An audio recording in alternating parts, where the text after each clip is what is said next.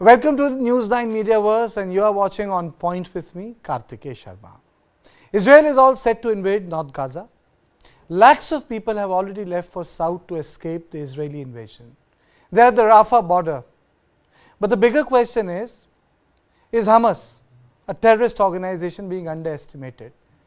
An organization which is trying to mimic ISIS. How strong is the Hamas today? Another word for Hamas, if I literally translate, is Islamic Resistance Force. Should it be a stage-by-stage operation as suggested by Ehud Barak, former defense prime minister of Israel? Or simple, one-stage assault, which a lot of people think that Israel can actually do it? I will answer all these questions, but first, let me take you through the details. And let me tell you what Hamas 2.0 version looks like. Because what people know of Hamas of 1990, 2001, 2009 and 2014 may be a bit of a surprise. So let me just go across and tell you the things that have taken the world by surprise, though Hamas took everyone by surprise. So in 2008, Hamas had rockets which had a range of 40 kilometers, only 40. And by 2021, Hamas acquired rockets with a range of 230 kilometers. 230 kilometers. Hamas military wing has 40,000 soldiers. In 1990, they had only 10,000 soldiers. That's the difference. In 2021, they managed to save 40% of the missile inventory after the 2021 war, where Israel rocked every city of Gaza. They still saved 11,000 rockets. Hamas had 23,000 rockets, 23,000, and they ended up saving more than 11,000 rockets. Hamas saved, as I said, 11,750 of these rockets. That's the exact number. So imagine the sort of ability which the Hamas has built off the tunnels to save their stuff. Inventory includes anti-tank, anti-aircraft missile. Imagine these weapons, if they're used in a close quarter, Aditya, if they are used in a close quarter on infantry. Imagine the sort of lethal weapon which the Israeli army would face, isn't it? Absolutely, it would lead to further destruction and unimaginable destruction, really. Unimaginable destruction. Hamas also has a cyber and a naval wing which was not there in 1990. And another part of this is that Hamas has become more of a lethal force. You know why? Because earlier their funding, which was up to $70 million, is now at $350 million. From $70 million to $350 million. So that is why Hamas is mimicking ISIS. Israel lost 9 soldiers in 2009 operation. It's called Operation Cast Clean. Important operation which the Israelis held. They lost 66 soldiers in 2014. Why? Because Hamas grew more lethal. 66 soldiers. Imagine what will happen now. So when we are talking about Hamas, or when we are talking about decoding Hamas, we need to understand that the Hamas has built tunnels in Gaza which stand at 500 kilometers. 500 kilometers is the web of tunnels that they have been able to build. That's the depth at which the Hamas has worked. Before anything, before I go to a different set, because Benjamin Netanyahu is facing internal criticism, I'll be joined by my guest. Let me play out the bite of the IDF spokesperson on the war first. עד כה התקנו 291 משפחות. In Gaza, we are evacuating the population from Gaza city. We are moving the population south to Nahal Oz. The evacuation continues. By now, hundreds of thousands have already been evacuated. Residents of Gaza city, I call on you again. Hamas is trying to prevent your evacuation. We will allow it to the south. Get out of Gaza city and all the surrounding area for your personal safety. Move south to Nahal Oz. In this area, there are conditions that will allow you to survive. We have so far informed 286 families of IDF fallen soldiers, bereaved families. We also solemnly informed 126 families of missing persons and abductees. So far, we have notified 291 families of soldiers killed. We embrace the bereaved families. We have notified the families of 199 hostages. There's an effort and top national priority on the issue of hostages, and we are focused on that effort as a top national priority. We continue gathering more information on the hostages and operational intel channels and are in continuous contact with the families. The IDF is working around the clock to return the hostages, and the IDF and the State of Israel are doing this. Israel has the right, indeed it has the obligation to defend itself against these attacks from Hamas and to try to do what it can to make sure that this never happens again. As I said in Tel Aviv, as President Biden has said, the way that Israel does this matters. Needs to do it in a way that affirms the shared values that we have for human life and human dignity, taking every possible precaution to avoid harming civilians. No one should do anything that widens this conflict in any way or that furthers aggression against Israel from any other direction. I had very good conversations both with the Crown Prince in Saudi Arabia and here in Egypt with President al-Sisi, and also heard, I think, a lot of good ideas about some of the things we need to do moving forward, including practical ideas on getting assistance to Palestinians in Gaza who are in need, but also good and important conversations about the future and where we hope ultimately together we can bring this in a much more positive way. So on this issue, Hamas 2.0 version, why Hamas has gained strength, 1. Who financed Hamas, 2. How were they able to build naval, cyber espionage, tunnels, infrastructural muscle, 3.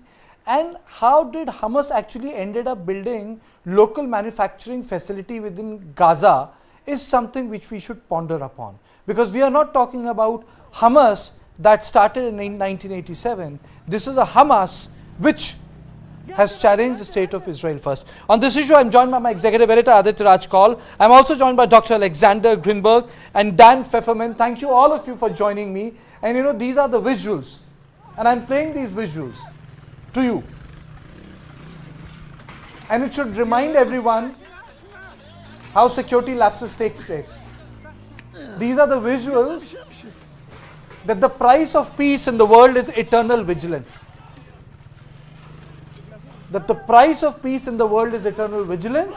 When Israel lost eternal vigilance, this happened. And you can see Hamas terrorists openly making their way through the wall with so much ease. And I should use the word ease. This is the ease of crossing. You must be thinking that this is some European nation or this is like south of Mexico. No. Boss, this is South Israel. And this is how they traveled. And they are making their own video. They are making their own video. And a country which takes immense pride in electronic surveillance also learnt a lesson. That there is nothing better trustable than human intelligence. Or it has to be part and parcel of an electronic surveillance. And these are the visuals which tell us the real story. And it just tells you the ease at which they started melding into civil areas where they kill children, women, unarmed men. And what happened in those 24 hours is the true face of terror. And no one needs to justify why terror happened. That's a secondary debate, which is called the Palestinian resolution. But the first thing which needs to be answered is, this is how terrorists came inside Israel. This is how they killed innocent people. And this is how, in name of ideology, they massacred 1,300 people. They were killed in shelters, cradle, bed, walking, running, fighting. And they had nothing probably to do with the state of Israel. we have to distinguish when the argument is that if Israeli forces need to distinguish between who are radicalized citizens and those who are terrorists, in this case, no such distinction was made. There was no military distinction. And in this context, imagine the restraint that was demonstrated by Prime Minister Modi. When our surgical strike took place, we went against the terrorists. When the Balakot took place, it was not a Pakistani military site. It was a terrorist site. I think everyone needs to remember what we did, what Hamas did. But coming back to the larger issue, Hamas 2.0.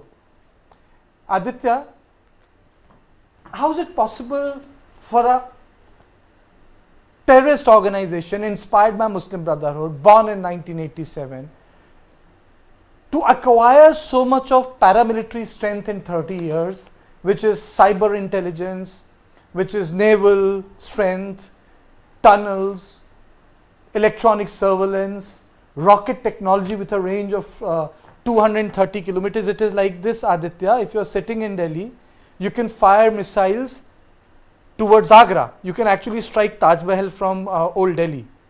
It's like this. That's right. If you are in Delhi, you can actually bombard Dehradun. Or if you are in Delhi, you can actually bombard Ambala. How did they build strength like that? Karthikeya, this hasn't happened overnight. This has happened over the years. We've seen the continuous growth over the decades. And what we witness today is an unimaginable historic intelligence failure of Israel, which obviously they will look into. They will certainly bounce back. I have no doubts about that. But one needs to understand that Hamas is not alone. They may be non-state actors, so-called non-state actors, but they have states behind them. In this particular case, the Iranian regime has been completely backing Hamas, not just with funding, but ammunition. There is so-called brotherhood that is being witnessed between Hamas and Hezbollah. We are seeing a situation where, as of now, it may not be a two-front war, but slowly it seems to be inching towards that. While the Israelis are going deep inside Gaza, in a few days from now, the ground assault may happen. We are also witnessing continuous rockets being fired from the northern side, where the Hezbollah says that they have given permission to their fighters to fight back against the so-called Zionists. Just let me add to your argument.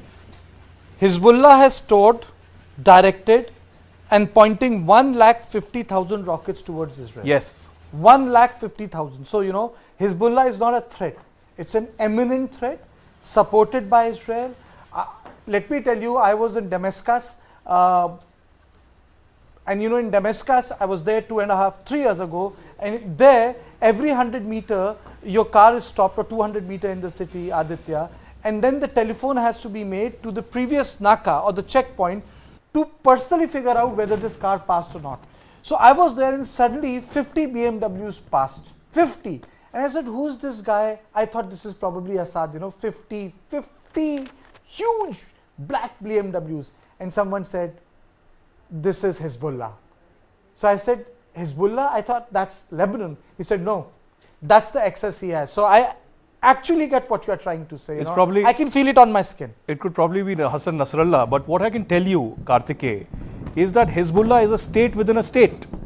Hezbollah, as you rightly pointed out, has 150,000 or more. This is in public domain.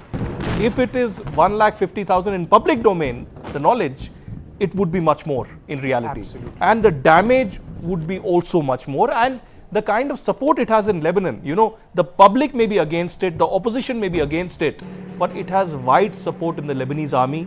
There is Shia overall brotherhood that is being witnessed, and it is being estimated by researchers and foreign policy and security watchers that if it is a two-front war, if Hezbollah goes all out there, they would receive at least 40 to 50% support from the Lebanese army as well. Wonderful. I am also joined by Dan Pfefferman and also by Dr. Alexander Grinberg. Dr. Alexander Grinberg, your first thoughts, why Hezbollah has been able to acquire so much of strength? And are we dealing with a different Hezbollah? Is the world going to deal with a different Hezbollah? Different Hamas? Well, it is rather simple because Hezbollah is not an organization, It's Sorry, my already question was on Hamas. little My question was on Hamas. Are we dealing with a different Hamas? Well, Hamas today is what Hezbollah was in 2014. So Hamas controls Gaza and has ministries, and it is an army. It's a professional army, and of course it gets training and funding from Iran. But still, Hamas is not Iran's proxy, it's rather Iran's client, which means that Hamas can receive money from Iran, provided it delivers. What does it deliver? It delivers terrorist attacks. So the more attacks it carries out, the more Iranian funding it gets. And let me go to Dan Pfefferman. Dan, when we talk about a new Hezbollah, is it going to be a big challenge for the Israeli army? Because in 2009 operation and subsequently 2014, if you look at the casualties, they increased from 9 to 66. Dan. Yeah. First of all, I think Dr. Greenberg's point was spot on in that the Hamas of today is very similar to the Hezbollah of a few years ago, and so we can expect Hezbollah's capabilities and sophistication. I can hear the Iron Dome intercepting rockets right over my head, actually. Stay safe, Dan. Is it okay with you? Is it okay with you to be part of our... I might have a siren in the middle and I'll have to take shelter. If you need to do that, tell me. You can go ahead and take shelter. Yeah, there's shelling all around central Israel where I live. Hamas has shown itself to be much more sophisticated than we expected. They clearly have learned their lessons. They're training with the Iranians. They're training and learning from Hezbollah. They're learning, all the different armed groups are learning from each other, and it seems that they have been either actively or passively learning from Islamic Jihad's operations against Israel over the last 2 years. So there's all these groups work together, train together, and learn. They produce operational lessons from what they're seeing. So we can expect Hezbollah, which accrued quite a bit of operational experience in Syria as well, where it was massacring Sunnis and Syrian civilians, and fighting the different rebel groups in the Syrian civil war, also to be much more potent, certainly than it was the last time Israel faced them. And they have continued to amass rockets. 150,000 might be the conservative estimate. Mm-hmm. But this brings me to another question. How have they been able to save so much of ammunition? What allows them to get away by manufacturing stuff locally and store them in the tunnels? This is something which could have been noticed by the Israeli imagery department, satellites. How have they built up this local manufacturing capacity? It's not as if the weapons are being built in Yemen and they are being transported to Gaza. Most of the security institutes are saying that they are actually manufacturing them in underground basements. Yeah, that's the estimation right now, is that quite some time ago they switched from smuggling Iranian-made arms into simply producing their own, and then they only have to smuggle in the raw materials or dual-use materials in order to do that. They have the engineering sophistication, they've acquired the manufacturing capabilities, and there's one thing, I can only assume Israeli intelligence knows exactly where all of these facilities are.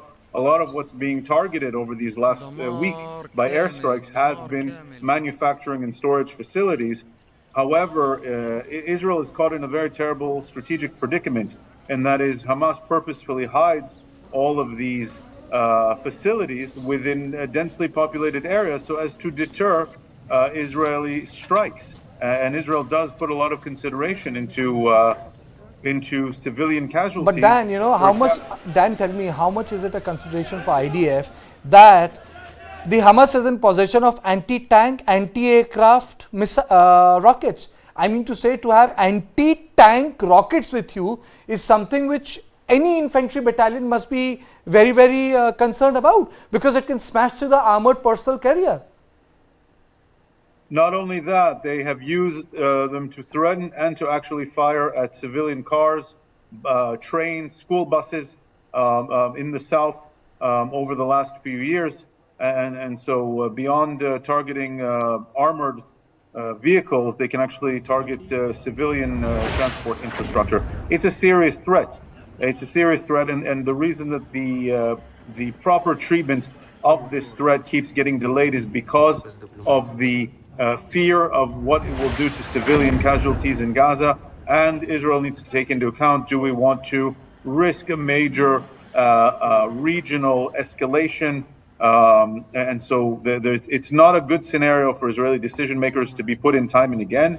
Now we're in the scenario where we really don't have a choice, it seems, here in Israel because of the events of last week.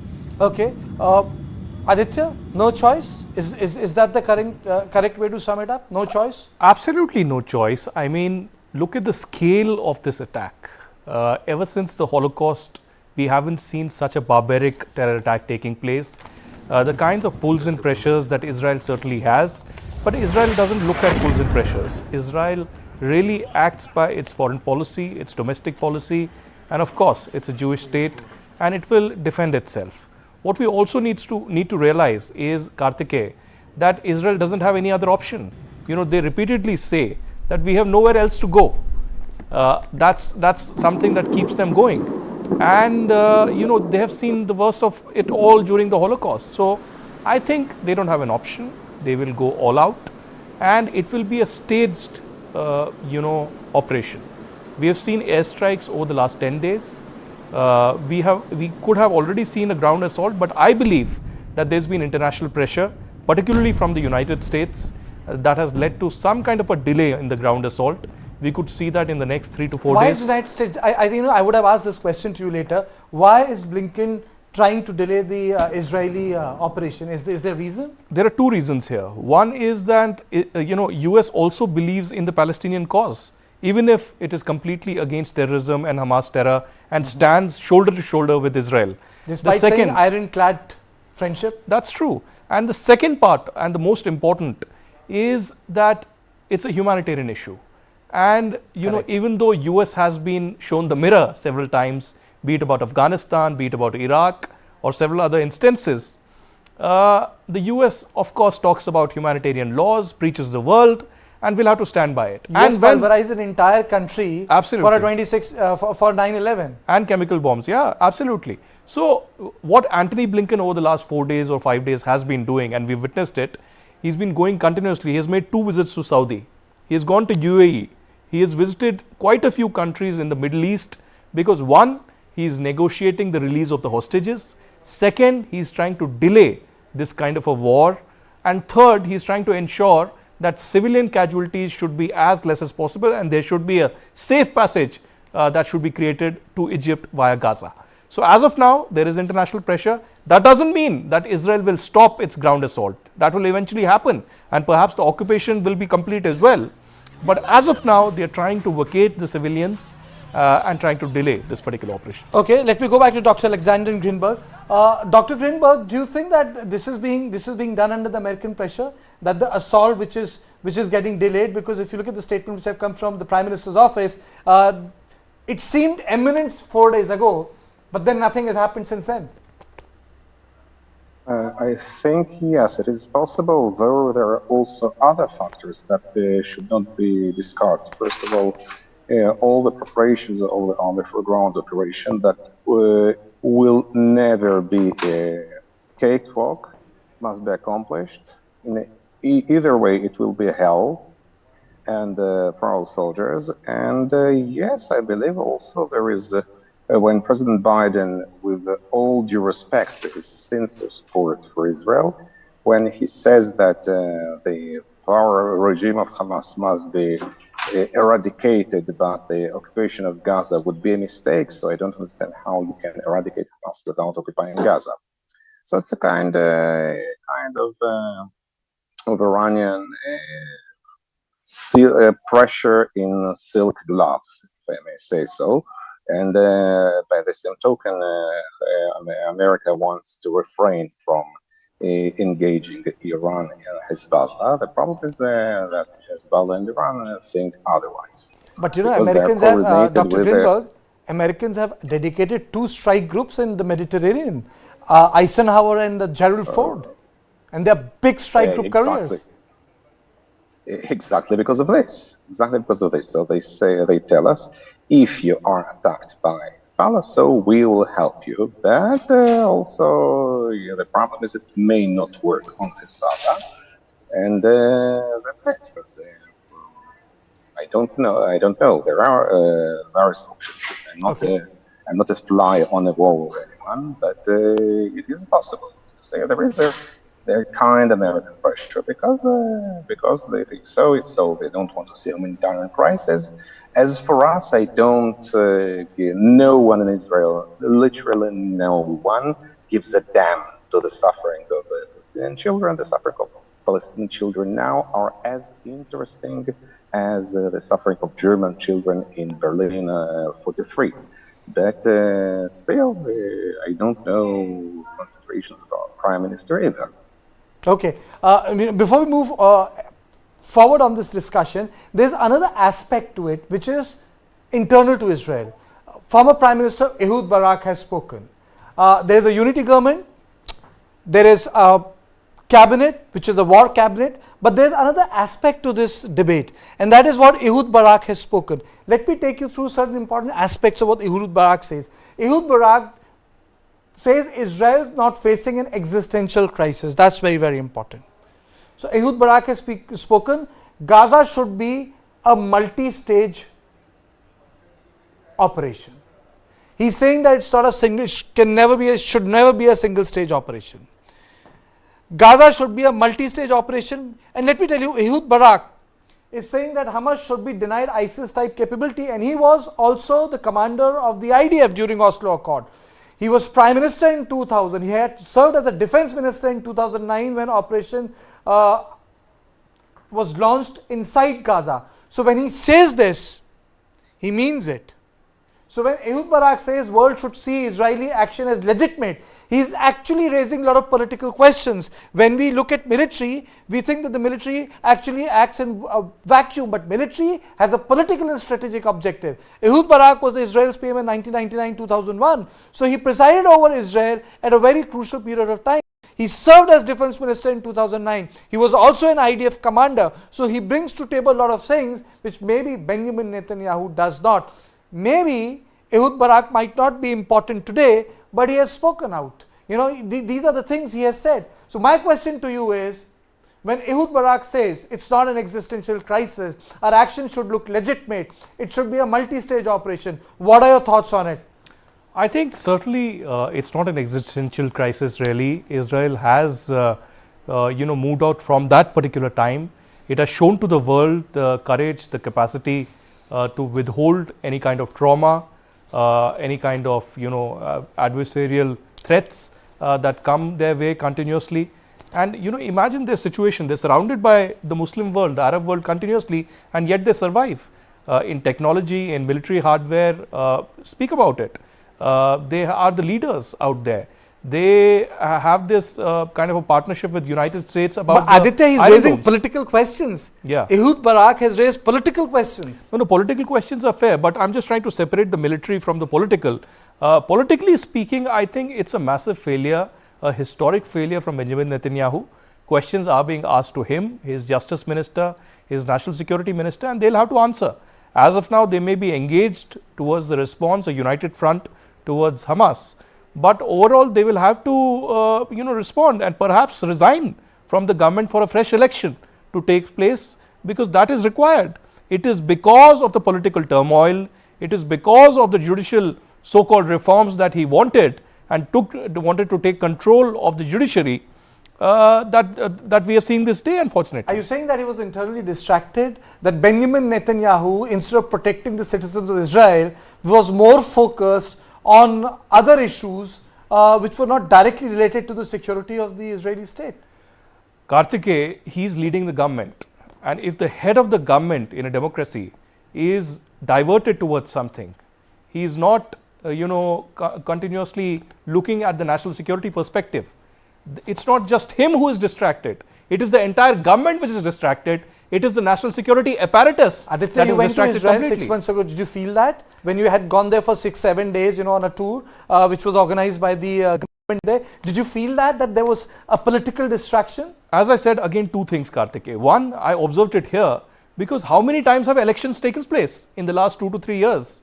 And secondly, what I observed and what I've been talking about is a certain sense of overconfidence.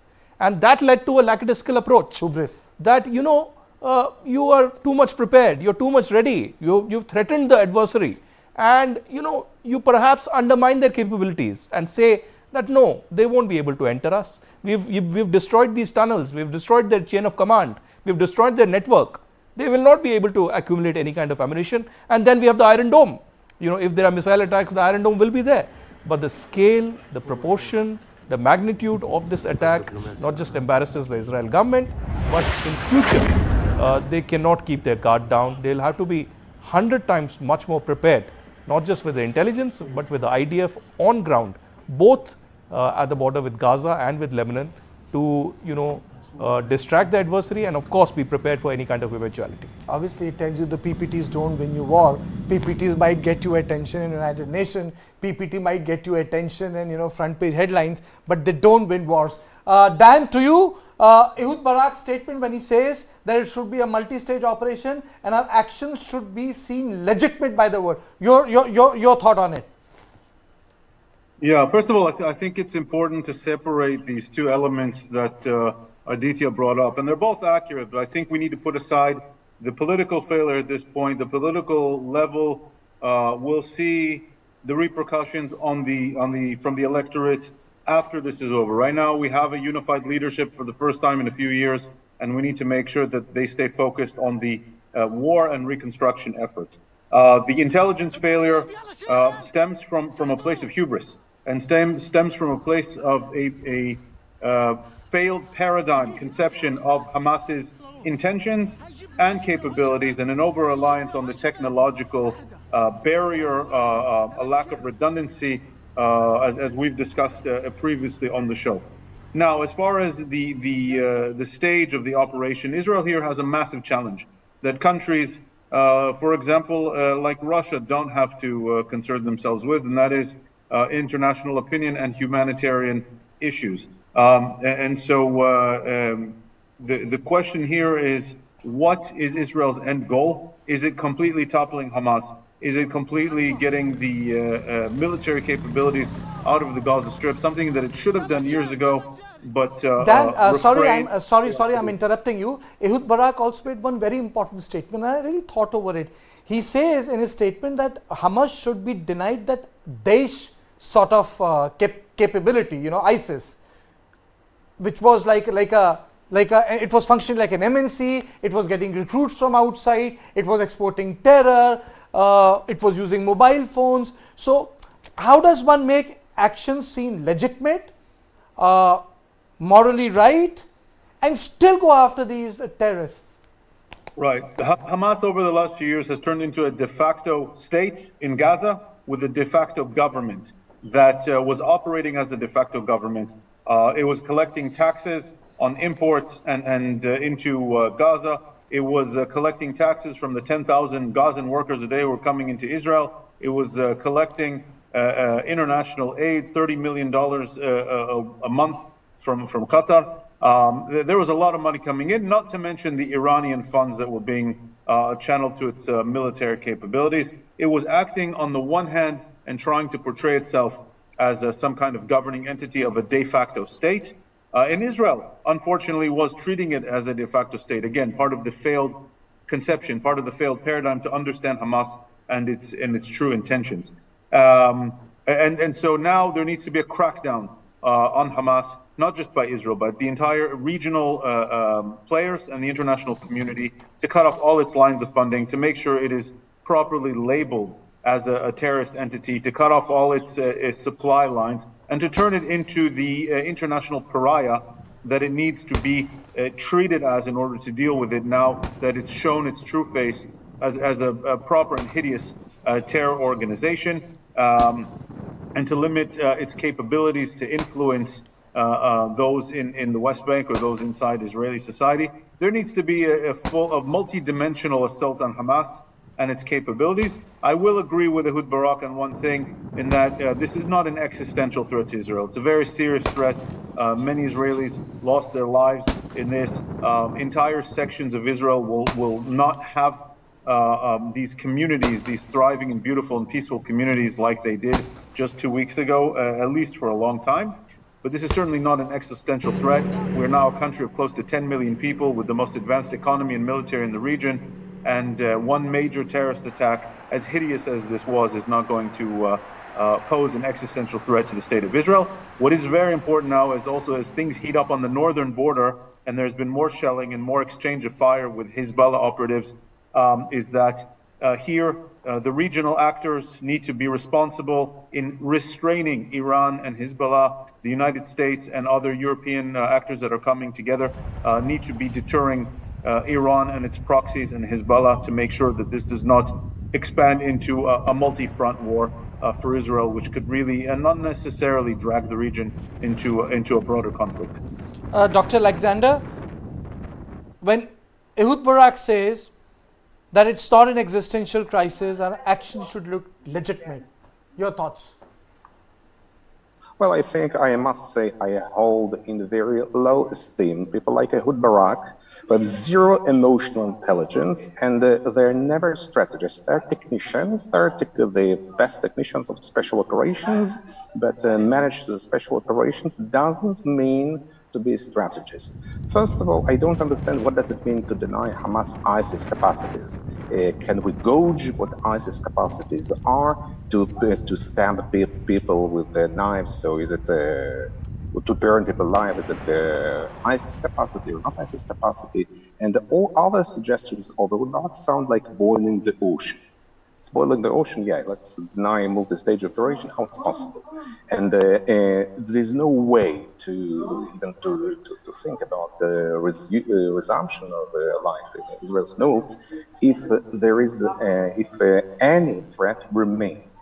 It is not existential yet, but again, as I said, it is zero emotional intelligence. So in an independent Jewish state, it has been the most horrible massacre slaughter. Jews, of women, children, and torture with bestial hatred for the first time since the Holocaust. So it may not be existential in technical terms, but of course it is in terms of self-confidence or just normal psyche of people. And this Ehud Barak does not understand. It is Ehud Barak's courtesy that IDF and not only him, that we succumb to this magic of illusion of little and smart army that knows everything, intelligence, that this idea that technology can substitute human intelligence, and just understanding the enemy. To understand the enemy, you must read what he writes and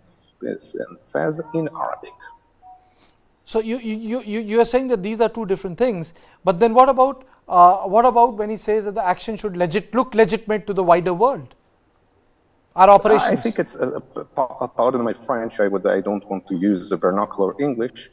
It's so stupid that now no one in Israel is not looking for legitimacy. Maybe our prime minister thinks otherwise. Don't know. But it is 1,300 citizens were slaughtered on Israel's territory. I think that under these circumstances, if any country looks for legitimacy, it's something insane.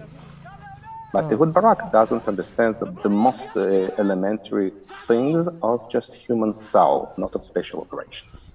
I think that's also a very powerful point what Dr. Alexander says, that when society is assaulted in a way, then there is a consensus, then those rules don't apply. Aditya.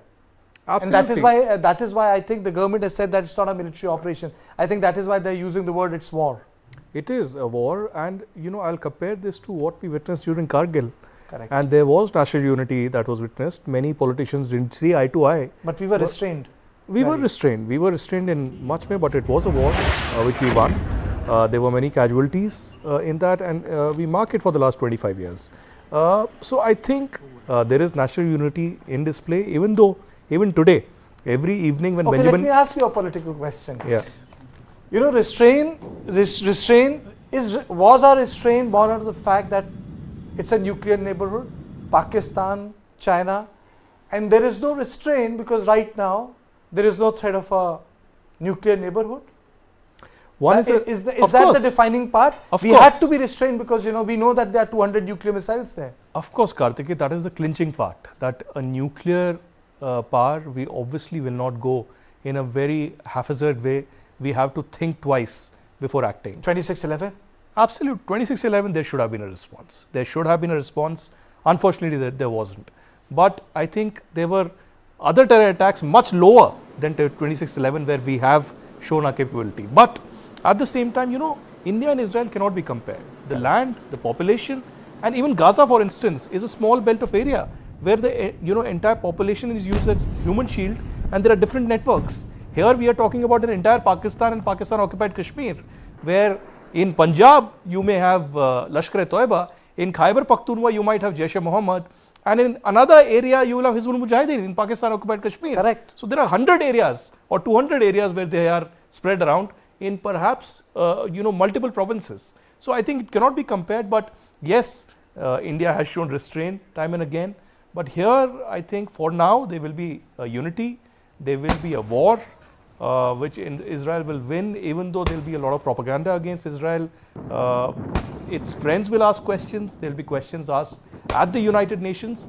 But I think in the next few days this war might be delayed, the ground assault might be delayed, but will eventually happen in the next few days. Dan, Aditya is saying that the ground assault might be delayed, but it will happen. Whether it's, correct me Aditya, whether it's a single stage operation or multi-stage operation. I think it will be a multi-stage operation. It cannot be a single stage operation.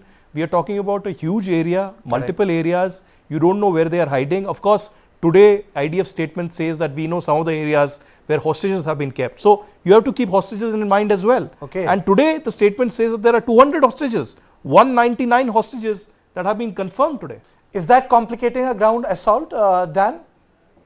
It's going to be an incredibly complicated assault, and the 199 confirmed hostages is going to make it just that much more complicated. Around 150 or 60 in the hands of Hamas, and possibly another 30 or 40 in the hands of Islamic Jihad, according to press reports.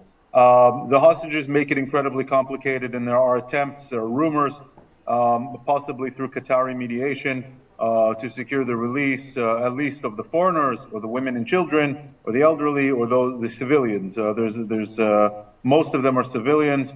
Many of them have double nationalities or foreign nationals. Whatever Israel does, there will be some kind of ground assault or a joint attack from the sea on one side and the ground on the other. It's going to be messy. Israel should not rush into anything. It is the larger power. It needs to be careful, it needs to be calculated, and it needs to make sure that it's acting with as much precision and with as much intelligence and with as much air support as possible, not to get sucked into Hamas's traps. Of course, as every bit of time goes by. Okay, let me ask this question. What would Hamas expect Israelis to do right now? What will be their, if you would have been there in the active service right now, what would you have expected from them in context of trapping the Israelis? They're going to be preparing a lot of booby traps, snipers, get the Israelis sucked into street-to-street urban warfare, which, as you can see from just that picture, it's very dense there. Try to get them into the tunnels and try to create a very messy urban combat situation in which as many Israeli soldiers as possible are killed, using human shields as much as possible with the Gazan civilians, and creating an international catastrophe and a domestic pressure in Israel. The more the body count, unfortunately, will build up, there will be Israeli domestic pressure to get out. And that's what they're banking on. And so Israel has to have very clear goals of what it wants to achieve. I think the more the regional moderate powers led by the Saudis and the Egyptians are involved in one way or another, the more the international community is involved, I think it will be to Israel's benefit here. I think that's the most important point of the entire discussion, Dan. You know, the Israeli state needs to have a clear, definitive strategic and political goal in a time frame as to what they want to do, where they want to do, how they want to do, because they are the bigger power, and Hamas would definitely like them to bring the entire army down, Aditya, to a very bloody, untidy, urban warfare. I think that's the biggest challenge of the Hamas 2.0 when we talk about Gaza. And I think the biggest challenge for the Israeli army would be to overcome those challenges which we have been discussing, which is about a messy urban warfare, which is street to street, hand to hand, and that can result in high casualties, which were witnessed in Iraq and those were witnessed in Syria. I think that is what Israel would definitely like to avoid when it takes over Gaza city.